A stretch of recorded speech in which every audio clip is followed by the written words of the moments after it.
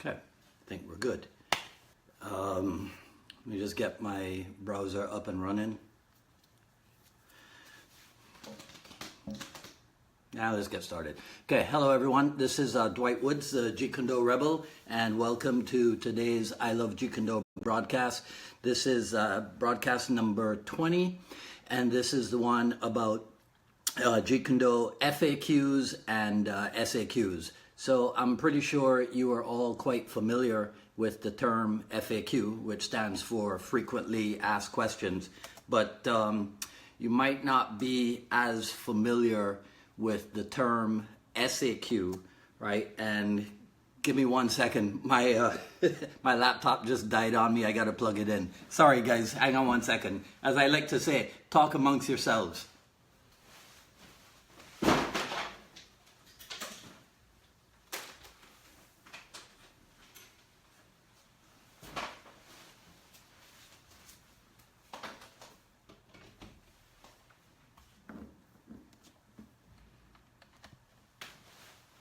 Okay, sorry about that. I was so intent today on being Mr. Professional and and not having a whole lot of stuff go wrong, because one of the things that I discovered is that the broadcast is becoming more and more popular, better known, and so every week we have a greater number of people signing in and attending the live broadcast.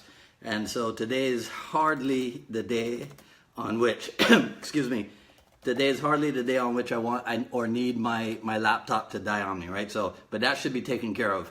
So the whole SAQ, the should ask questions, that's something that I was introduced to back in the days of, when I was running my school and studying sales and marketing.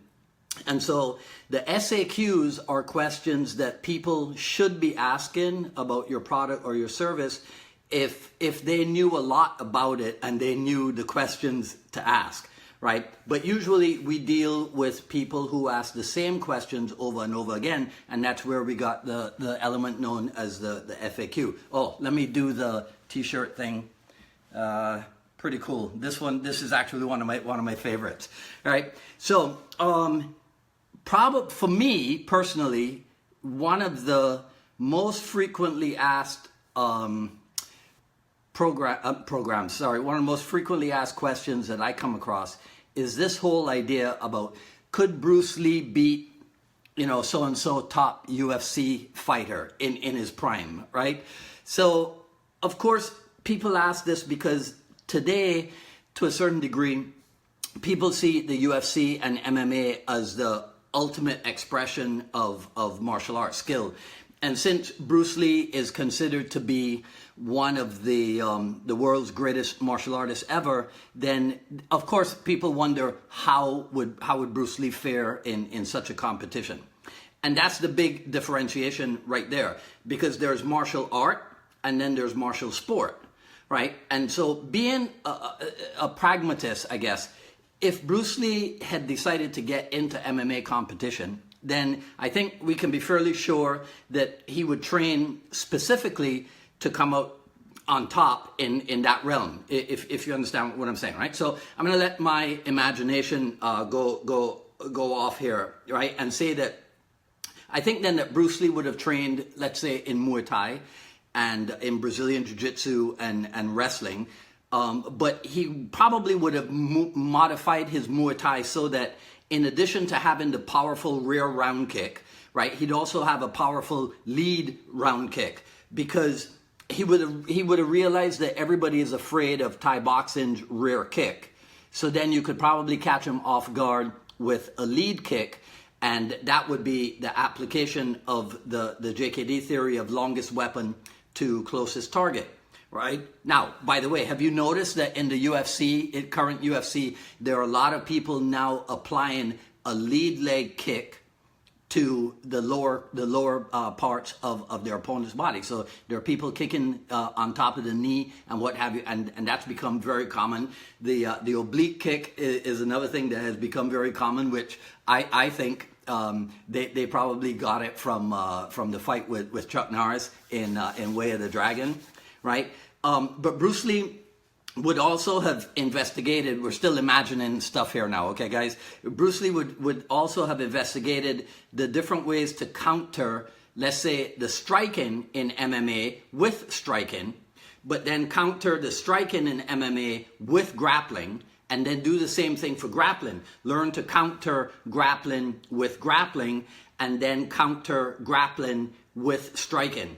And I'm pretty sure of this, right? Because I talked to you guys about this before. So this is Jeet Kune, Bruce Lee's commentaries on the martial way, and this is page 137 for those of you who have it. And it's a section in here where he's talking about grappling and throwing factors that all martial artists should consider. So it's grappling, and if you were on I think it was just last week that we did this, right? Grappling and throwing as an attack, grappling and throwing as a counter, grappling and throwing and hitting and kicking, or vice versa, as attack, as counter, and on and on and on and on. There's a whole little breakdown of what I consider to be the evidence that Bruce Lee had every bit of an intention of investigating the heck out of the grappling methodology and really, as people would say, mixing things up, right? There's even a thing here about a section that says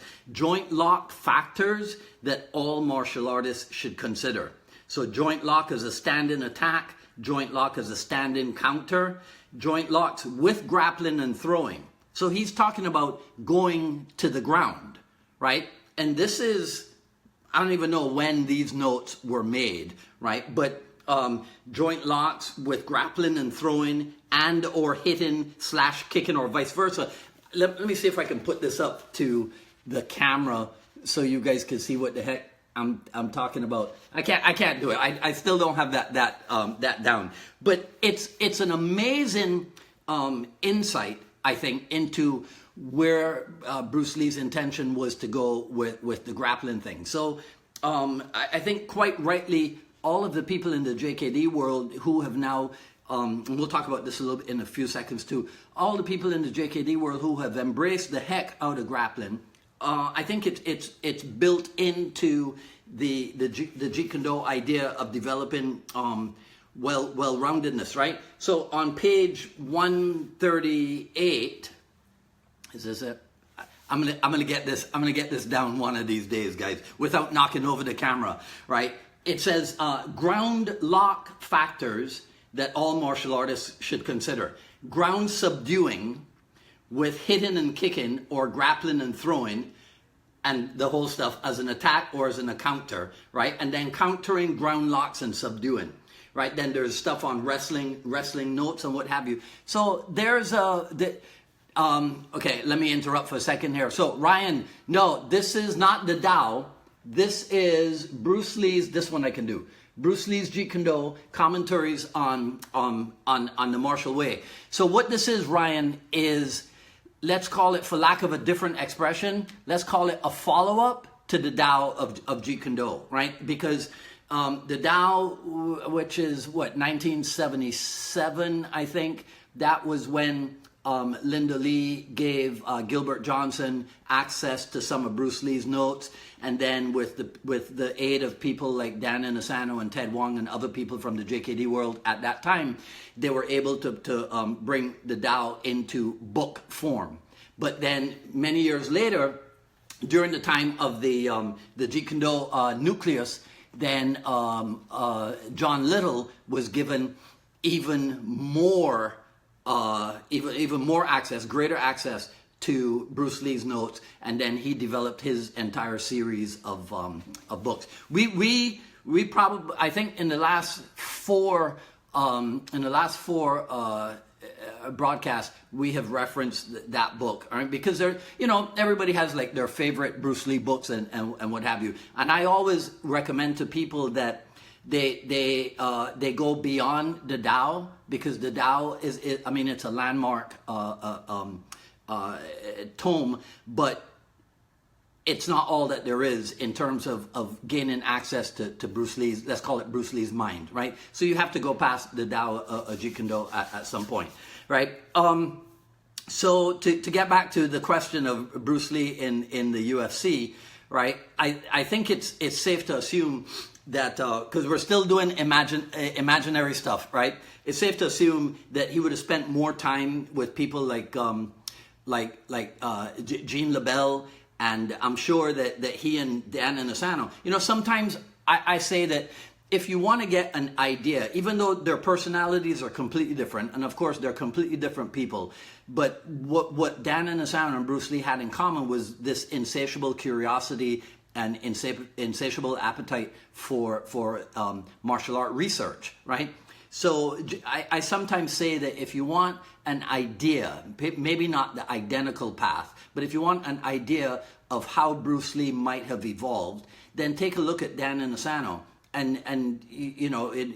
So in my imaginary world, Bruce Lee and Dan Inosanto would have worked out with the Gracies and the Machados, just like in his lifetime, Bruce Lee worked out with Joe Louis and Chuck Norris and Mike Stone and Louis Delgado, because those guys were the top fighters at the time, right? So I think that following that rationale, if the Brazilian Jiu-Jitsu and the MMA people are the top fighters at that time, I think that Bruce Lee would have associated with them, and probably there would have been benefit, from either direction. So in final analysis, in answer to that question, how would Bruce Lee fare in the UFC? I think he would have done really well in his weight class. And I don't know if he would have gone on to be a professional fighter, because that was never really his thing. But I think that whether he won or not, he probably would have gone on to still make great martial art movies, right? Okay, so FAQ number 2, question number 2, frequently asked question number 2. And this is sometimes voiced differently, right? But I chose this one. Would Bruce Lee be happy with the way Dan Inosanto has evolved Jeet Kune Do, right? So I don't think that it's correct to say that Dan Inosanto has evolved Jeet Kune Do, right? The evolution of Jeet Kune Do is a thing that takes place organically, right? On its own, and everybody's experience of Jeet Kune Do is going to be a little bit different. There will be commonalities and similarities because there is one Jeet Kune Do, even though it's expressed in different languages, and you'll see in a few minutes where I got that from, right? But this is a tricky one, because I think Sifu Inosanto has gone down two paths. Well, one of which is entirely visible, and then the other one which is perhaps not as visible, right? So back in the early days, like in the Chinatown school, right? And maybe to a certain degree, even in his own backyard. So if you know the history, the Chinatown school, I think, was opened up in '68 or something, and it operated for a couple of years. And then in 1970, when Cedro Bruce went off to Hong Kong, he told Sifu Dan to close the Chinatown school and then take like the most dedicated people to his backyard and train them there, right? So I think that in the Chinatown school for sure, and then possibly to a certain degree in the backyard, Sifu Dan may have kept closer to the Jeet Kune Do curriculum as was set by Bruce Lee. But then I think where things changed, right? And this is something that will be up for debate, right? But I think that where things change is when the seminar circuit came along, and he had to change things up, as they say. And that's where the idea of showing the concepts of Jeet Kune Do by using other arts came along. So would Bruce Lee have been happy with this approach? I'm going to go out on a limb. I don't think that approach would have been necessary if Bruce Lee had lived. I don't see how Bruce Lee would have become a seminar instructor. And that's why I say that the evolution of Jeet Kune Do is going to be different for the different practitioners of Jeet Kune Do, right? Even though there are going to be commonalities and similarities, right? I can see, well, let's do some imaginary stuff again, right? So I can see a world in which Dan Inosanto continued to teach while Bruce Lee was off making movies, right? But then when Bruce Lee would come back to Los Angeles from being somewhere in the world making a movie, then the two of them would get together and Inasano would they would collaborate like they did, right? And Inasano would perhaps he would share more of his discoveries in Filipino Kali, right? Maybe even showing him what he's been getting from the Machados in Brazilian Jiu-Jitsu and what have you, right? So don't give me no grief. This is just Dwight Woods imagining stuff, all right? I think it's really cool, and in preparing for these broadcasts, even though it might not look like if I spend time working on them, I go back to a lot of my old Jeet Kune material, because like my senior Cass Magda has told me, Jeet Kune is such a transcendent art, and sometimes we don't realize that. This is me paraphrasing what Cass has said, right? Sometimes we don't realize that in the old days there was perhaps a little bit more truth, and there was perhaps a little bit more accuracy in the way that people spoke about Jeet Kune, right? So I go back to the old material because you can find some gems of knowledge and information. And I think that Sifu Inasano, quite like Bruce Lee, was ahead of his time, because he wrote. I think it's in here. This is the Art and Philosophy book. Let me see if I think it's here. Page 151, right? He says, where is it? Those of us who have elected to teach certain phases of Jeet Kune try to do so with as little fanfare as possible, which means that each prospective student is screened very carefully. See, that's 1970 something. You see, so that's before the modern era of the seminar circuit. I think on the seminar circuit, things had to change, because now people were being exposed. More people were being exposed to the phases of Jeet Kune. And so it wasn't possible to do it in the small group setting or even in the one-on-one setting, which is what people might have been more used to in the early days, right? So, and then when you consider that, like he says, those of us who have elected to teach certain phases of Jeet Kune. So those Jeet Kune instructors who elected to teach certain phases, you have to remember that as things evolved, those instructors certified people of their own as instructors. So in my example, I started training with Dan Inasano in 1983, right? So I've spent 35 years with him, right? And so now I am a certified instructor in my own right. But what am I trying to say, right? So there's going to be dissemination of the information, but it's not going to be identical, because we're not talking about a martial art method which is fixed in time even, right, or fixed in nature, because it's Jeet Kune. If we were talking about black belts in Shotokan, y'all know I like to pick on Shotokan a lot, but if we were talking about black belts in Shotokan, right, I have never come across anybody in the Shotokan world who teaches it any differently from the way that it's been taught since forever. Now, I'm sure that Shotokan people would probably tell me, oh no, there have been innovations in this and this and this and this, but I don't think that anybody has innovated in Shotokan so much to the point where they have gotten rid of the series of kata known as the Heians, right? Heian, Shodan, Nidan, and Sandan. I don't think anybody's done that. In Jeet Kune, there are certain things that some people will have gotten rid of, right? So for example, some people do not believe in the Chisao method, right? We can find pictorial evidence.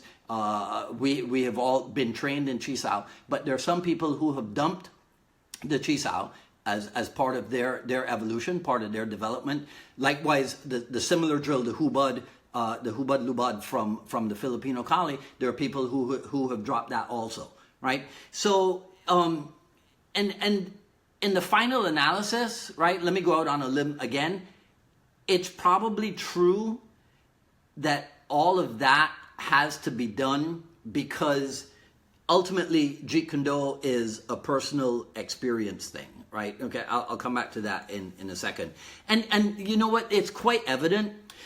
if you take a look at all the comments that we get here at I Love Jeet Kune, right? When we post a video or we put up a new ad for the quick skill series or something, right? Which is available at ilovejeetkune.com, by the way, right? Volume 1, right?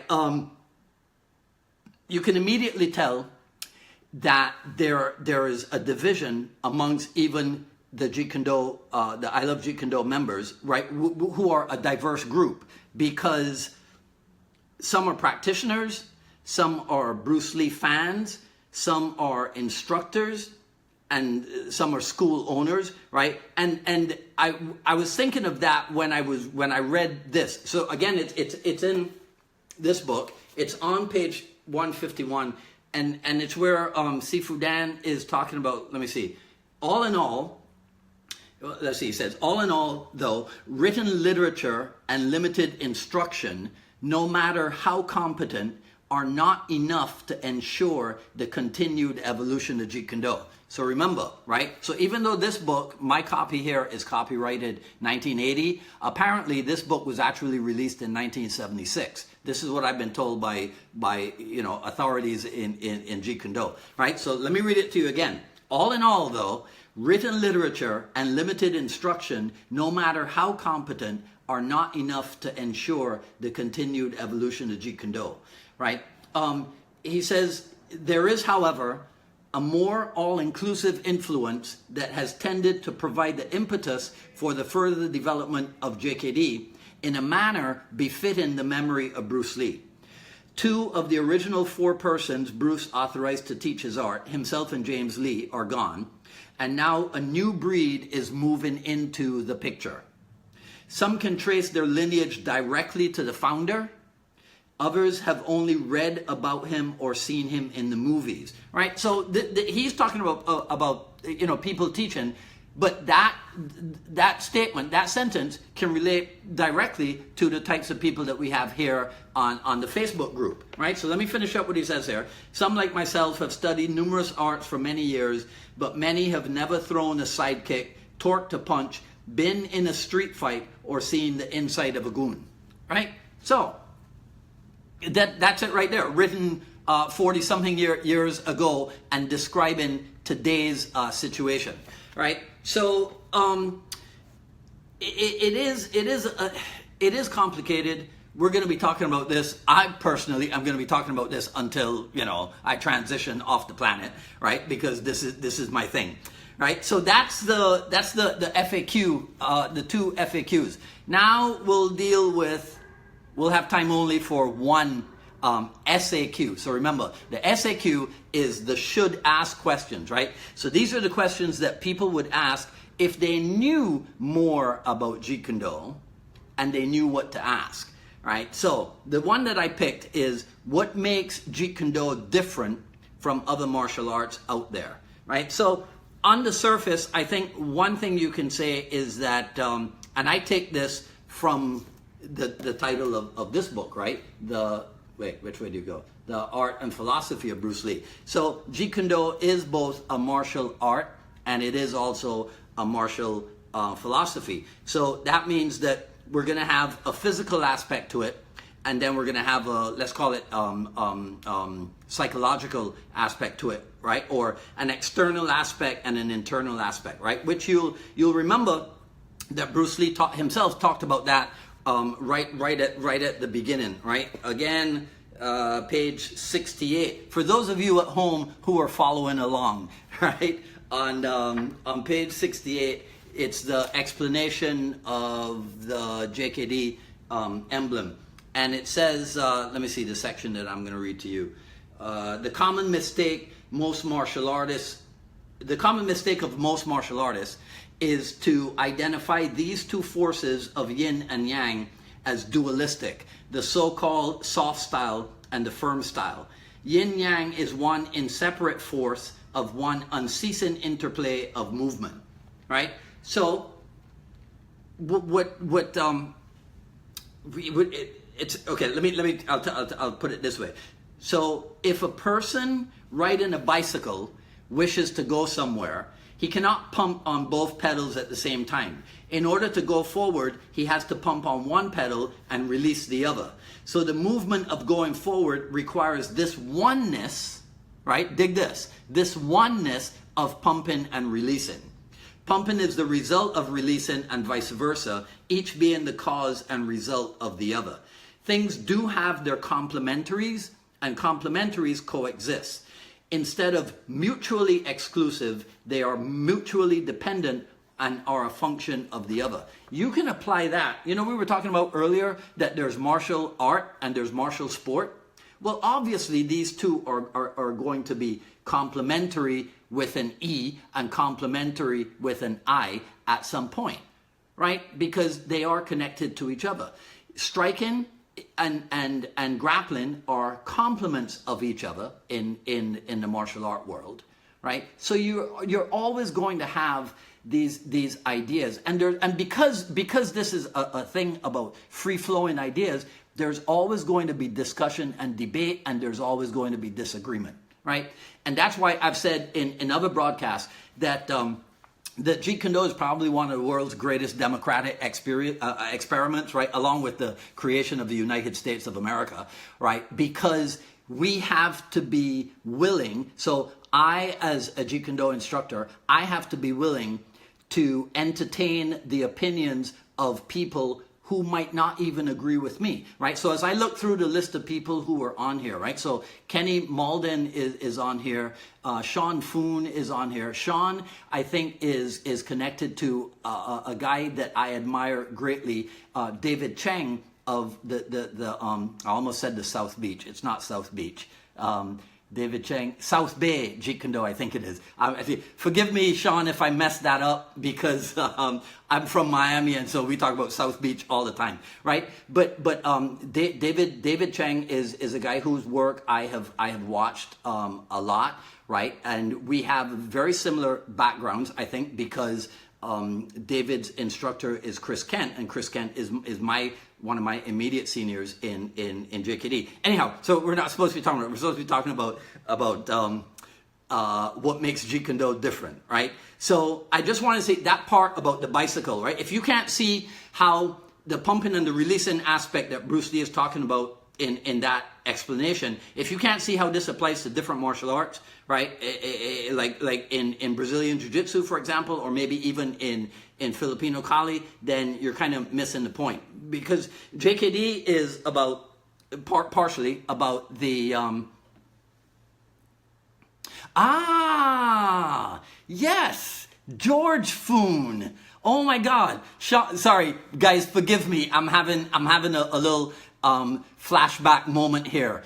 George Foon, the publisher of Know Now Publishing, right? So for those of you who don't date back 30-something years with Dan and Asano, you have no idea how, sorry, I'm getting so excited. You have no idea what a debt we owe to Know Now Publishing for putting out these great books, right, back in the day. This is when this is the time that I fondly recall when JKD ruled the planet.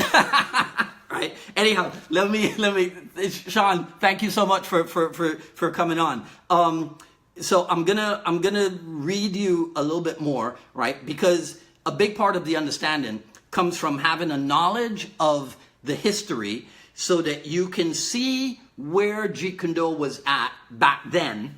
You can see where it came from when you look at it today, like I was just explaining about Know Now Publishing, right? And also how it applies or how it has influenced what is going on today, right? So I'll read you, this will be the last, and again, look at who published this.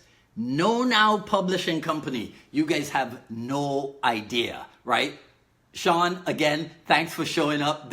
You just made my evening. I'm going to be on a high until like midnight tonight or something. All right, so this is Chris Kent and Tim Tackett's Jeet Kune Do kickboxing book, right? So I'm going to read you something from page 7, again, for those of you at home who are following along, right? So this is way back here in the introduction. And it says, while one cannot learn Jeet Kune Do from a book, you can gain helpful insight into some of the training methods used to develop different qualities required to become proficient. Well, that exactly relates to the criticisms that we get for offering the quick skill series, the volumes that we've made and the volumes that we're developing, right? Nobody is saying that you're going to be able to learn everything that has to be learned about Jeet Kune Do, right, from a DVD series. These things were put out before there were DVDs. That's why we're talking about books, right?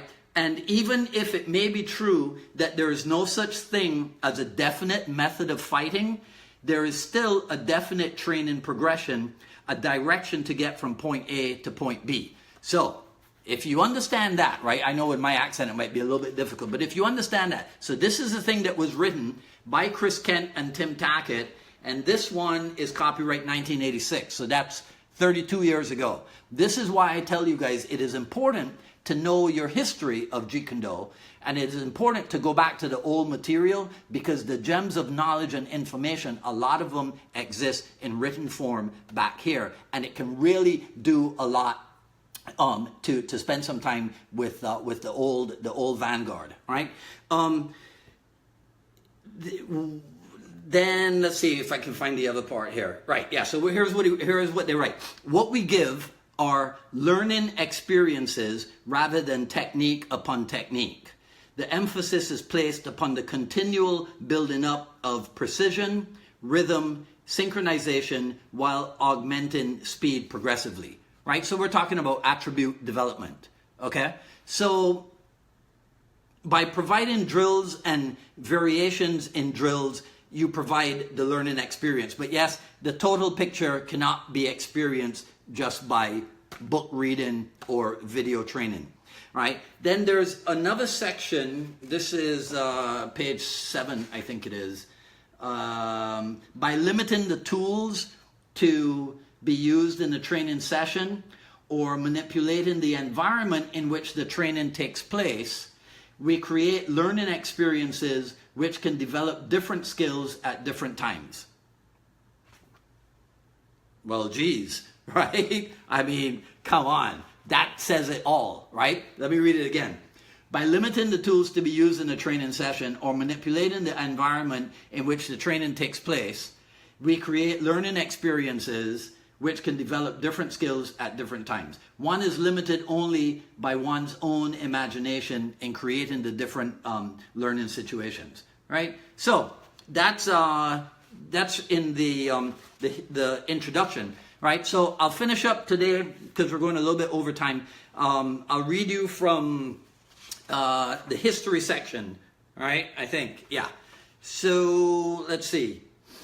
As in athletics, to comprehend what a martial artist does, to appreciate how he pursues his art, you must understand the art. You must speak the language, right? So that could very easily relate to the phenomenon, let's say, of Brazilian Jiu-Jitsu, right? In order to understand the Brazilian Jiu-Jitsu athlete, right, you've got to experience the art yourself. Right, so before '93 and UFC 1 and the explosion of BJJ, the Jeet Kune Do clan was already doing that. The Jeet Kune Do clan was trying to understand the Muay Thai athlete. Let's call them athletes, right? Or we'll call them martial artists, right? So they were trying to understand Muay Thai as a martial art. We're trying to understand boxing as a martial art. And Bruce Lee in his time before the modern JKD era, right? The Pencak Silat, the Filipino Kali. Sorry about that. I forgot to turn off my do not disturb, and a phone call came in. So let me read this stuff quickly so that doesn't happen again, and I don't mess you guys up. So here's what it says. That is why Jeet Kune Do has remained a mystery so long to so many people. It is one art, but it expresses itself in many languages. You dig that? It is one art, but it expresses itself in many languages. To know it, you must study it and observe it, not for weeks or for months, but every day for years. Even with knowledge and training, more is required.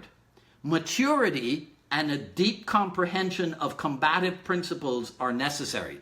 If you guys don't have this book, this cover obviously is the original '86 cover, but I'm pretty sure that that Unique Publications they have the current updated edition. But I'm pretty sure that all this stuff is still written in there, right? So what is so time consuming is not so much the mastering of each of the individual elements involved, but understanding and embracing the total concept. It must be understood, it must dictate the plan for training and permeate every hour of the martial artist study. Now, Chris Kent, if you guys know a little bit about Chris, I think Chris was 16 years old when he started harassing Dan Inosanto to let him join the Backyard Group. Right, so I think that I mean, I don't know exactly whose words these are, but when I think about what I know about Chris Kent, and then I read something like permeate every hour of the martial artist study, right, I can see how intense a kid at 16 years old he must have been, right? I will read 2 more sections and then we got to go, right? In a time of narrowing expertise and specialization, the JKD practitioner is the super all-rounder, right? A martial artist whose speciality is the overall picture.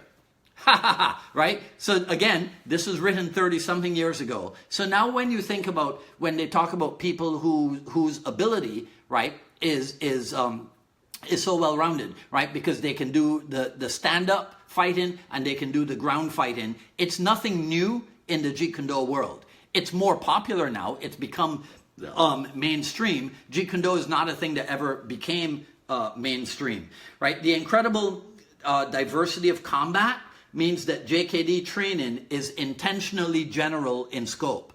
That's why in the old days, so my old student Kenny from Jacksonville is on here. Kenny might remember when back in the Kendall School, we came up with the phrase Master Jack. Because a lot of people who criticized Jeet Kune Do back in the day were like, oh, well, you guys dabble. You guys do a little bit of this and you do a little bit of that. And I tried to point out to them that everything it is that we do, we end up doing a lot of it because what we're looking for is the blend, let's call it, or synthesizing what it is that we're doing, right? So I came up with the term Master Jack. Right, so the next time that somebody tries to insult you as a Jeet Kune Do practitioner and talk about how you're a jack of all trades and a master of none, you just tell them that. Well, that's because you're not aware of the concept known as Master Jack, right? All right, so, okay, I don't want to take up too much more of you guys' time. So, once again, Jeet Kune Do kickboxing was a reference point, art and philosophy, as always, and then John Little's, where is it, commentary on the martial way, right? Let's just cut it there. This is I want to thank everybody for sitting in live. We'll pin it to the top of the page afterwards, and please like and share and comment with your Jeet Kune Do colleagues. Come back and see us next week. Check out the Quick Skills series at ilovejeetkundo.com. And see us next week, same time, same channel. This is Dwight Woods, the Jeet Kune Do Rebel, signing off. You guys enjoy the rest of your day. Take care.